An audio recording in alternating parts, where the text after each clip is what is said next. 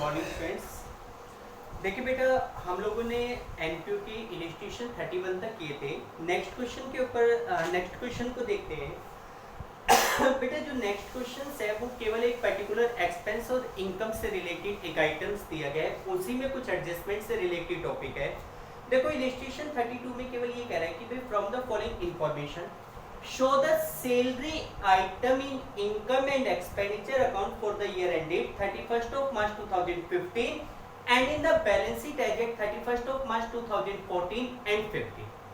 आपको सैलरी के आइटम को इनकम एंड एक्सपेंडिचर अकाउंट और बैलेंस शीट में रिप्रेजेंट करना है, यानी कि आपको दो चीजें बनानी है, इनकम एंड एक्सपेंडिचर और बैलेंस शीट। अब आप देखोगे extract of receipts and payment account जो आपको दिया गया है, उसमें पेमेंट साइड सैलरी 2 लाख दी। अगर कोई अदर इंफॉर्मेशन नहीं होती तो इस सैलरी को एक रिवेन्यू एक्सपेंस मानते हुए आप इनकम एंड एक्सपेंडिचर अकाउंट की एक्सपेंडिचर साइड में शो कर देते हैं। लेकिन अब इस क्वेश्चन में सैलरी के साथ साथ नीचे कुछ एडिशनल इंफॉर्मेशन है, आउटस्टैंडिंग सैलरी, एडवांस सैलरी, इन बिगनिंग और एट एंड, सब चीजें दी गई है। तो आपको इस सैलरी को एडजस्ट करके दिखाना है। तो जैसे इलस्ट्रेशन 32 में एक तो आपसे कह रहा है कि इनकम एंड एक्सपेंडिचर में दिखाओ और एक आपसे बैलेंस शीट में पूछ रहा है इनकम एंड एक्सपेंडिचर अकाउंट। आपसे कह रहा है कि भाई इनकम एंड एक्सपेंडिचर में सैलरी का कितना अमाउंट और कैसे दिखाना है वो दिखाएंगे। अब तो फॉर्मेट आपको पता ही है, एक्सपेंडिचर, फिर उसके बाद amount, income and amount, expenditure, amount, income and amount. तो सबसे पहले जैसे पेमेंट साइड में सैलरी दिखा रखी है, तो आपको पता है वो एक्सपेंडिचर साइड में आती है टू सेल में। हमने सैलरी का कितना पैसा पे किया है इसमें दिखा रखा है 2 लाख। पेमेंट साइड में 2 लाख रुपए सैलरी के दिखा रखे हैं। इसका मतलब 2 लाख रुपए तो वो सैलरी है जो हमने ड्यूरिंग द ईयर पे की है। लेकिन आप इस पूरी सैलरी को करंट ईयर एक्सपेंस नहीं मान सकते। हो सकता है इस एक्सपेंस का कुछ पोर्शन ऐसा हो जो प्रीवियस ईयर से बिलोंग करता हो but paid in current year, या कुछ अमाउंट ऐसा हो सकता है जो नेक्स्ट ईयर से बिलोंग होता है लेकिन हमने इसी साल पे कर दिया। तो आपको सैलरी को यहाँ पे एडजस्ट करना है। तो इसमें सबसे पहले कह रहा है सैलरी आउटस्टैंडिंग, एडिशनल इंफॉर्मेशन में कह रहा है salary outstanding on 31st of March 2014।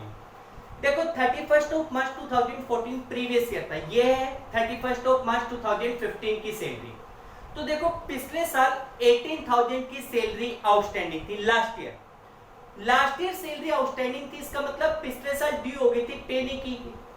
इस साल आपने 2 लाख रुपए की सैलरी पे की। तो सबसे पहली बात तो ये है कि आप किसी भी एक्सपेंस की पेमेंट करोगे तो पहले तो प्रीवियस एक्सपेंस की पेमेंट करोगे।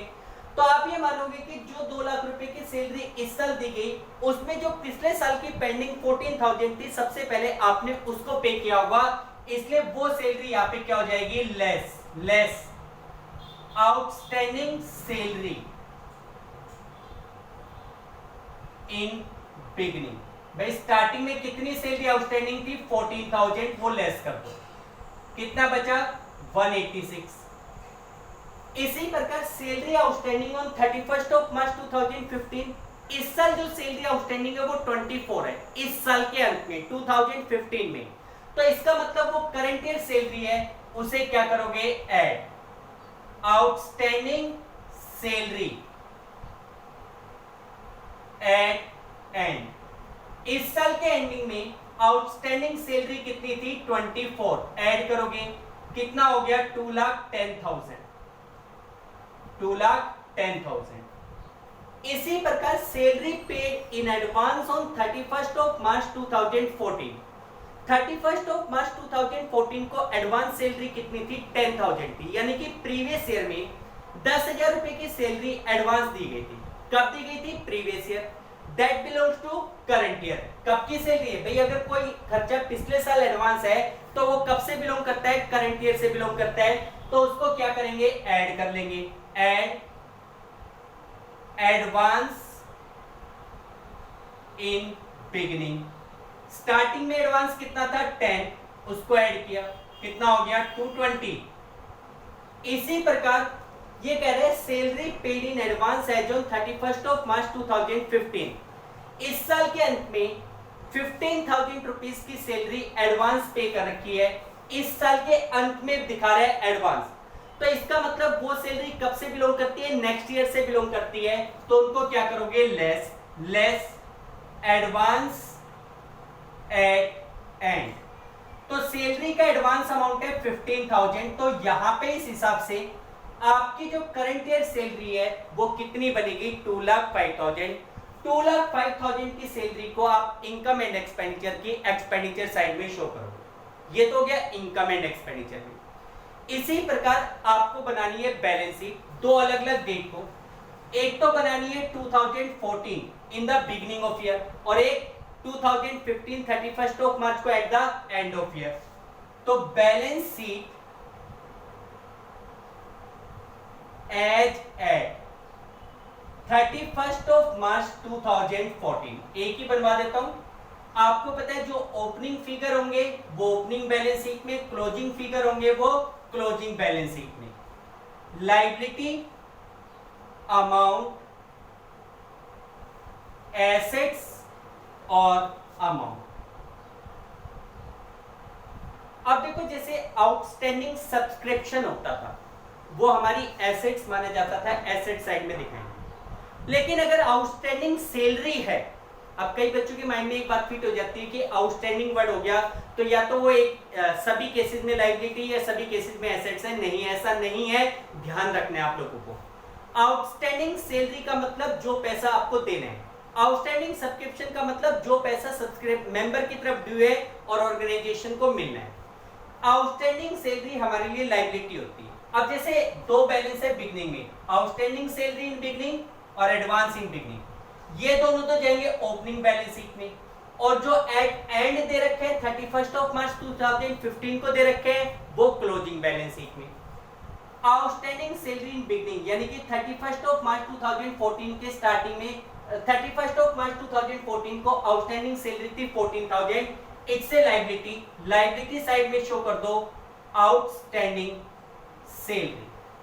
भाई सैलरी आउटस्टैंडिंग आपके पास कितने की है, 14,000 की। इसी प्रकार एडवांसिंग बिगनिंग, अगर आप सैलरी का पैसा एडवांस देते हो तो वो पैसा आपके लिए एसेट्स का काम करेगा जो कि बैलेंस शीट की एसेट साइड में जाएगा।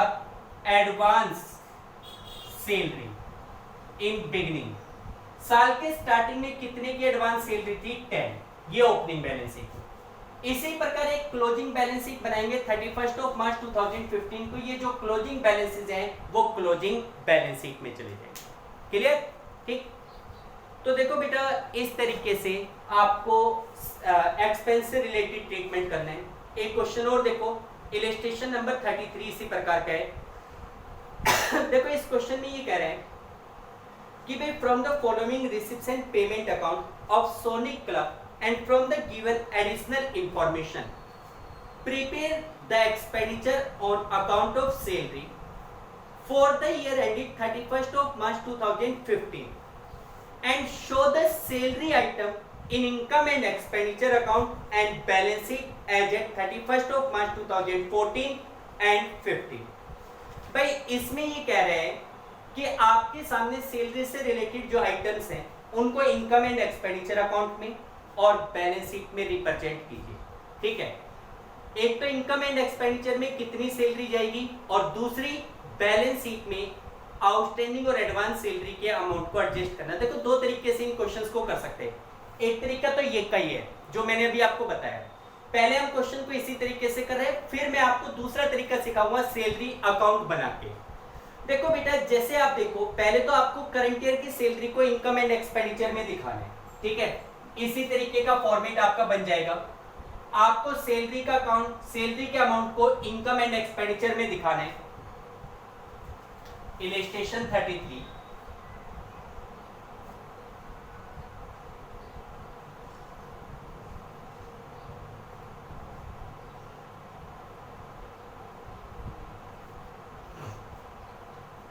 देखो, सबसे पहले रिसिप्ट्स एंड पेमेंट अकाउंट में सैलरी दिखा रहा है, भाई आपका जो सैलरी की टोटल पेमेंट है वो तो दिखा रहा है 3,18,000, जिसमें कह रहा है 20,000 belongs to the previous year. भाई आपको सैलरी के 3 पार्ट बना के दिखा रखे हैं कि 20,000 की सैलरी बिलोंग्स टू 2013-14, 2014-15 जो कि करंट ईयर है उसकी पेमेंट हमने की है 280 की, और 15-16 से जो बिलोंग करती है वो है 18,000।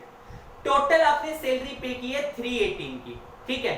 फिर आगे कह रहे हैं सैलरी आउटस्टैंडिंग ऑन 31 मार्च 2014, पिछले साल आउटस्टैंडिंग सैलरी थी 25। Salary outstanding on 31 March 2015, current year outstanding है 45, और salary paid in advance on 31 March 2014 है 10, और भाई ओपनिंग एडवांस दे रखा है, क्लोजिंग नहीं दे रखा, लेकिन क्लोजिंग आपका रिसिप्ट्स एंड पेमेंट अकाउंट में दे रखा है। देखो रिसिप्ट्स एंड पेमेंट अकाउंट में जो सैलरी की पेमेंट दिखा रखी है उसमें 18,000 नेक्स्ट ईयर यानी कि 15-16 से बिलोंग करते हैं। आपको ये क्वेश्चन में कई तरीके से करवाता हूं, जैसा आपको समझ में आए वैसा करो। एक तरीका तो ये है कि भाई total salary paid during the year दिखा दो, total salary paid during the year. उसके बाद आउटस्टैंडिंग इन बिगनिंग, भाई जो पिछले साल आउटस्टैंडिंग थी उसको कर दो लेस, करंट ईयर में आउटस्टैंडिंग है ऐड, पिछले साल एडवांस थी ऐड, और करंट ईयर में एडवांस है लेस। एक तरीका तो ये जो हमने पिछले क्वेश्चन में किया था, तो उस हिसाब से क्या लिख सकते हैं, टू सैलरी पेड। भाई आपने सैलरी की टोटल पेमेंट इस साल की है 318 की, टोटल करो। भाई पेमेंट साइड में टोटल सैलरी पेड कितनी दिखा रहे हैं 318। अब आप वो तरीका जो आपने पिछले क्वेश्चन में किया, टोटल आउटस्टैंडिंग इन बिगनिंग को लेस करो, आउटस्टैंडिंग सैलरी इन बिगनिंग। भाई इस साल के स्टार्टिंग में यानी कि 31 मार्च 2014 को आउटस्टैंडिंग सैलरी 25 थी, हालांकि उसमें से मिला कितना 20, लेकिन आपको कितना मिला वो मैटर नहीं है, आप टोटल से चल रहे हो। तो टोटल आउटस्टैंडिंग इन बिगनिंग 25 को कर दो लेस, तो फिर ऐड भी क्या होगा, आउटस्टैंडिंग एट एंड। भाई टोटल आउटस्टैंडिंग एट एंड। अब आप देखो आउटस्टैंडिंग सैलरी एट एंड कितनी दिखा रहे हैं, तो देखो इसमें एक बात और ध्यान रखना, भाई पिछले साल 25,000 की सैलरी आउटस्टैंडिंग थी जिसमें से 20 आपको मिली, तो पिछले साल की 5,000 की सैलरी अभी भी पेंडिंग है ना। भाई पिछले साल 25 आउटस्टैंडिंग था, 20 आपको मिल गया, आपने पे कर दिया, तो इसका मतलब अभी भी 5,000 रुपए पिछले साल की बची हुई है। अब आप ये देखो कि सैलरी आउटस्टैंडिंग ऑन 31 मार्च 2015 45 दिखा रहा है, क्या इस 45 में वो पिछले साल के 5,000 रुपए भी ऐड है या नहीं है, ये चेक कर लेना। तो इसने कहा है कि सैलरी आउटस्टैंडिंग ऑन 31 मार्च 2015, यानी कि 31 मार्च 2015 को टोटल आउटस्टैंडिंग, अगर ये कहता 31 मार्च 2015 4 कहता, तो इसका मतलब वो केवल करंट ईयर की आउटस्टैंडिंग होती, उसमें पिछले साल के जो 5,000 बकाया है रिमेनिंग है वो इंक्लूड नहीं है। तो फिलहाल आपको तो टोटल चाहिए, टोटल आउटस्टैंडिंग एट एंड 45, ये करोगे ऐड, ठीक। इसके बाद पिछले साल अगर कोई एडवांस है तो उसे कर दो ऐड, इस साल अगर एडवांस है तो उसे कर दो लेस, लेस पहले ऐड, एडवांस इन बिगनिंग।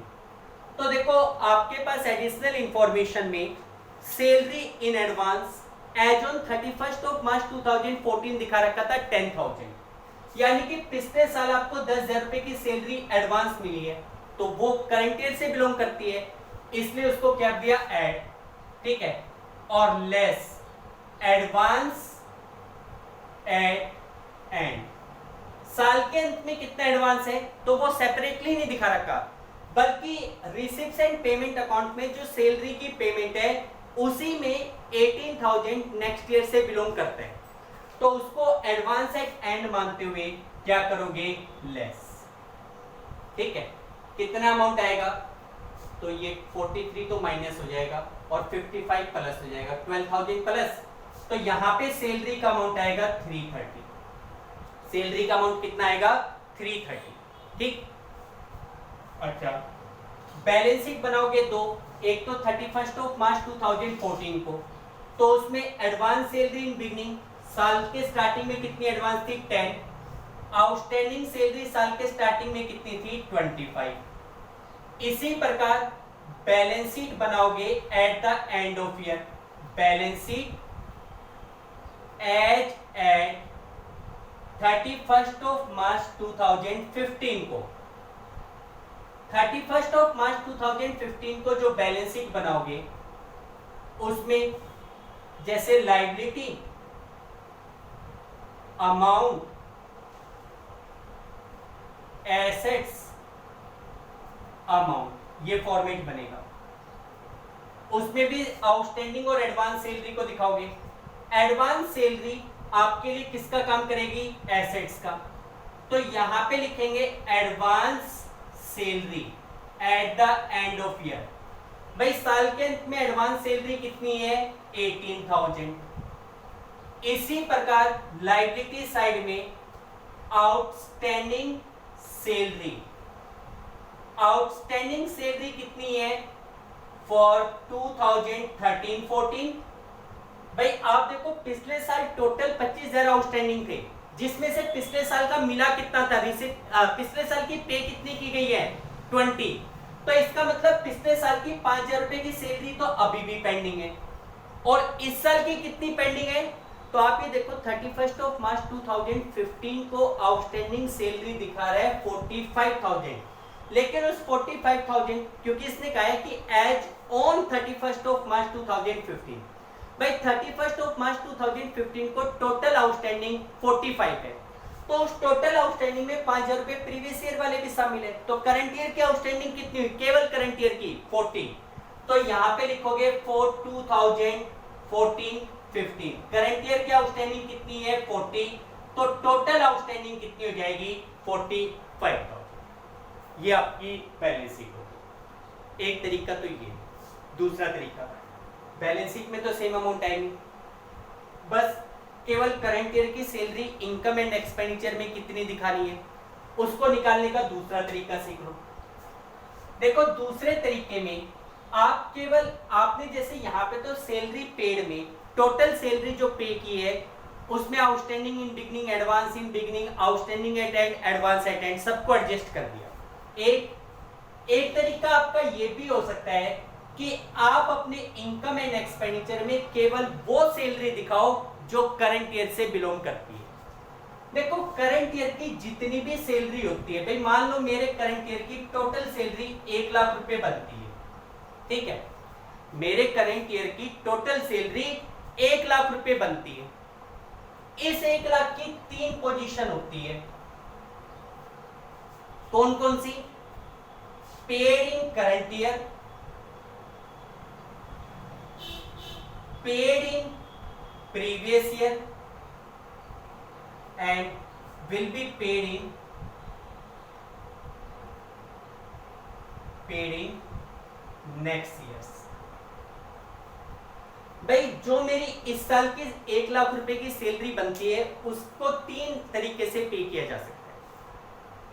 इस 1 लाख का कुछ पोर्शन तो हम करंट ईयर में पे करते हैं, कुछ इसका ऐसा पोर्शन होता है जो हमने प्रीवियस ईयर में पे कर दिया। अगर करंट ईयर की कुछ सैलरी हमने पिछले साल पे कर दी तो उसको क्या कहा जाएगा, उसको कहा जाएगा एडवांस इन बिगनिंग। भाई साल के स्टार्टिंग में एडवांस है, इसका मतलब वो पिछले साल पे की गई थी, तभी तो करंट ईयर के स्टार्टिंग में उसको हमने कैरी फॉरवर्ड किया। तो अगर करंट ईयर की सैलरी का कुछ पोर्शन प्रीवियस ईयर में पे किया होगा तो उसको कहते हैं एडवांस इन बिगनिंग, ठीक है।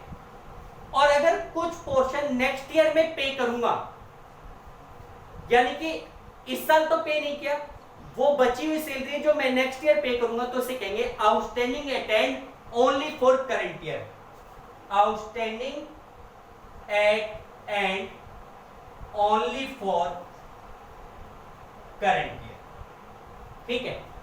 ये 3 अमाउंट दिखा के मैं करंट ईयर की सैलरी को निकाल सकता हूं, ठीक है। जैसे इस क्वेश्चन में भाई पहले तो ये देखो करंट ईयर में कितनी पे की, करंट ईयर में टोटल हमने 380 की पे की है, 3,18,000 टोटल पे की है, लेकिन केवल और केवल करंट ईयर का कितना कितना अमाउंट पे किया है। तो आप ये देखो कि जो हमने टोटल सैलरी इस साल पे की थी 3,18,000, उसमें करंट ईयर की कितने की सैलरी पे की गई है 280। तो टू सैलरी पेड, यहां पे लिखो टू सैलरी पेड फॉर 2014-15। भाई करंट ईयर की हमने कितने की सैलरी पे की 280 की, ठीक। फिर ये देखो प्रीवियस ईयर में कितनी पे की गई थी, उसको कहते हैं एडवांस इन बिगनिंग। तो साल के स्टार्टिंग में कितना एडवांस है, तो आप ये देखो एडिशनल इंफॉर्मेशन में एडवांस इन बिगनिंग दिखा रहा है 10,000। कितना दिखा रहा है 10। तो यहां पे ऐड करो एडवांस इन बिगनिंग।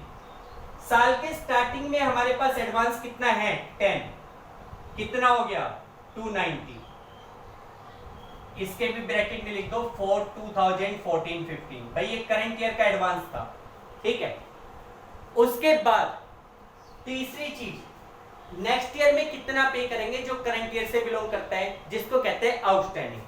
अब आप देखो इस साल के अंत में टोटल आउटस्टैंडिंग 45 था, साल के अंत में टोटल आउटस्टैंडिंग 45 है। इसने कहा ना कि outstanding salary as on 31 March 2015, साल के अंत में टोटल आउटस्टैंडिंग 45 है, लेकिन उस 45 में 5,000 रुपये प्रीवियस ईयर के पेंडिंग है। भाई प्रीवियस ईयर 25,000 आउटस्टैंडिंग था, जिसमें से मिला कितना था 20, तो पिछले साल के 5,000 रुपये अभी भी बकाया है। इस साल टोटल 45 है, जिसमें 5,000 रुपये प्रीवियस ईयर से बिलोंग करता है, तो करंट ईयर का आउटस्टैंडिंग कितना है 40, वो ऐड करो। Add outstanding salary for current year की, यानी कि 2014-15 की, ब्रैकेट में शो कर दो 45 माइनस 5, कितनी हुई आउटस्टैंडिंग फॉर करंट ईयर 40। तो total outstanding salary 330, sorry total current year salary कितनी हो गई 330। उस तरीके से भी कितनी निकली थी 330। ये सेकंड तरीका। एक और तरीका बताता हूं। एक तीसरा तरीका होता है सैलरी अकाउंट बनाना, यानी कि जो भी एक्सपेंस का अकाउंट है वो एक्सपेंस का अकाउंट बनाना। एक्सपेंस अकाउंट बनाना भी एग्जाम में आ सकता है 3 और 4 मार्क्स में। एक तरीका होता है वर्किंग नोट में आप एक्सपेंस अकाउंट बनाओ, जैसे सैलरी अकाउंट, डायरेक्टली सीख भी जाओगे और ये क्वेश्चन भी सॉल्व हो जाएगा। वर्किंग नोट में आप बना लो सैलरी अकाउंट। यहां पे मैं सैलरी लिख रहा हूं, जो भी एक्सपेंस का नाम है उसका अकाउंट बन जाएगा।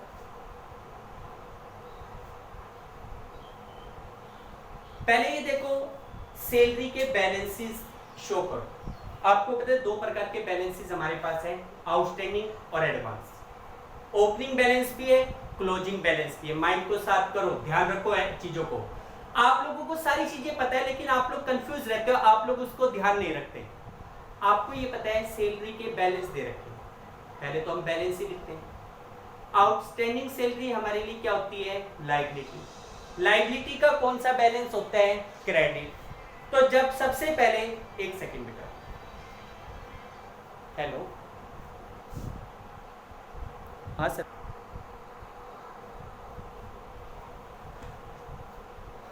सॉरी बेटा। तो देखो जैसे मैं बता रहा हूँ सैलरी अकाउंट बना रहे हैं, कोई भी एक्सपेंस का अकाउंट बना रहे हैं। देखो XYZ कोई भी अकाउंट आप बनाओ, अपने माइंड को शार्प रखो कि पहले ये देखो उस अकाउंट के क्या बैलेंसेस आपको दिए हुए हैं, बैलेंस को नोट डाउन करना है। एसेट्स है डेबिट बैलेंस, लायबिलिटी है क्रेडिट बैलेंस। अब देखो आपके पास आउटस्टैंडिंग सैलरी के 2 बैलेंस हैं, ठीक है, एक तो साल के स्टार्टिंग में और एक साल के अंत में। आउटस्टैंडिंग सैलरी लायबिलिटी है, लायबिलिटी का होता है क्रेडिट बैलेंस। ओपनिंग बैलेंस इधर, बाय बैलेंस ब्रॉट डाउन। साल के स्टार्टिंग में आउटस्टैंडिंग कितनी थी 25, साल के अंत में आउटस्टैंडिंग कितनी है टू बैलेंस ब्रॉट डाउन 45। ये आउटस्टैंडिंग सैलरी का बैलेंस दिखा दिया। फिर दिखाओ एडवांस का बैलेंस। एडवांस इन बिगिनिंग आप चेक करो 10 दे रखा है, एडवांस इन बिगिनिंग 10 है। अगर हम वर्कर को एडवांस सैलरी देते हैं, एसेट्स का काम करेगा, ओपनिंग बैलेंस इधर, to balance brought down, advance in beginning 10, advance at end, साल के अंत में एडवांस कितना है, तो आप देखो 2017-18 में आपको एडवांस दिखा रखा है 18,000। भाई रिसीप्ट्स एंड पेमेंट अकाउंट में सैलरी पेड में इसी साल तो एडवांस दोगे, तो वो पेमेंट साइड में दिखा रखी है, तो by balance carry down, advance at and 18, ठीक, बैलेंस दिखा दिए सारे। अब आपके पास एक चीज और चाहिए, how much salary paid during the year. भाई टोटल पेमेंट तो आपने 318 की है, पेमेंट साइड में देखो आपने टोटल सैलरी की पेमेंट कितने की है, 3,18,000। क्या एंट्री बनेगी, salary account debit to cash, salary account के डेबिट साइड में टू कैश अकाउंट, कितने की सैलरी पे की है, 380, ठीक। अब टोटल करो, इस साइड का टोटल कितना है, 328 प्लस में 45, 373, उस साइड का टोटल कितना आ रहा है, 43, 373 में से 43 जाएगा, कितना बचेगा, 330 बचेगा। This is that salary which belongs to the current year and which will be shown to expenditure side of income and expenditure account। उसके लिए एंट्री क्या होगी, सेल इनकम एंड एक्सपेंडिचर अकाउंट तो हो रहा है डेबिट और सैलरी अकाउंट क्रेडिट, एंट्री होती है income and expenditure account debit to salary.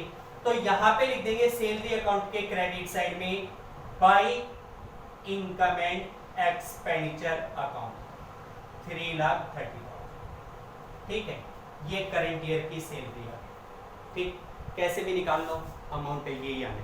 मैंने आपको 3 अलग अलग तरीकों से एक पर्टिकुलर आइटम का ट्रीटमेंट बताया है, जो तरीका आपको समझ में आए आप उस तरीके को अडॉप्ट कर सकते हैं। क्लियर बेटा? तो देखो ये आपके पास इलस्ट्रेशन नंबर 33 था। देखो वैसे तो अगर आप देखें कि इस चैप्टर की हर प्रकार की प्रॉब्लम हमने शॉर्ट आउट कर दी है। अब आपकी बुक में 2-3 क्वेश्चंस आगे और दिए गए हैं, लगभग आई थिंक 5 क्वेश्चंस और दिए गए हैं। उन 5 में से कोई भी 2 क्वेश्चंस हम लोग और करेंगे, इस चैप्टर को यहीं कंप्लीट करेंगे क्योंकि इस चैप्टर के सारे टॉपिक हमारे हो चुके हैं, ठीक। तो आज आप इन्हीं से रिलेटेड क्वेश्चंस कीजिए, जो नेक्स्ट क्वेश्चन है वो मैं आपको नेक्स्ट वीडियो में सेंड करता हूँ। ओके बेटा, थैंक यू।